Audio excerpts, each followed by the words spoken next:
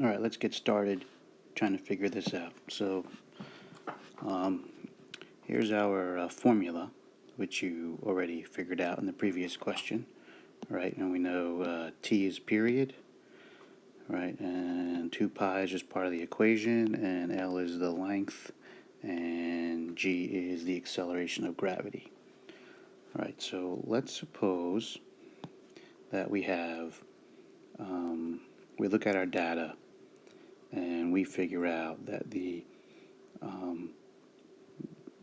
length of the pendulum is 0.25 meters, which is 25 centimeters, and when that is the case, the period works out to be 1 second.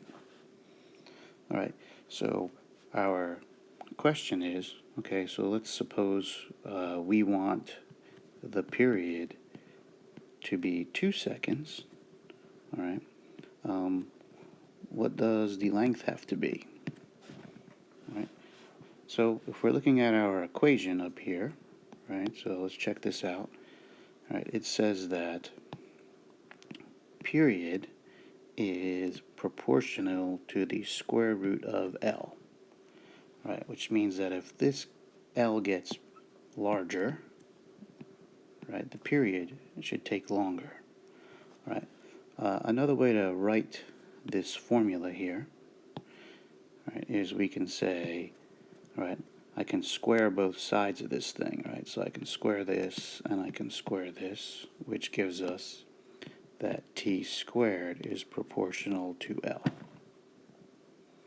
All right, either formula we can use, all right, but let's just go with this one for now. All right, so back to how do we solve this?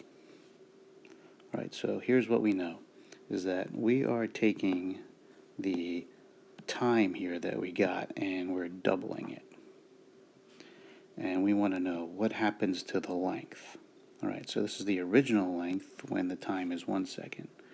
So now when we're at 2 seconds, what's going to be the length? Alright, so we can use our formula to figure out. So what we're going to do is I'm going to take my new time, right, which is 2 seconds, and I'm going to square that, and I'm going to multiply it by the length when it was 1 second. So that's 0.25 meters. Right. So if I plug that in my calculator, I will get a total of 1 meter. So my new length would have to be 1 meter. Right. Let's take it a step further. All right. So let's say I want the period to be not 2 seconds. Mistake there. Let's say 6 seconds. All right.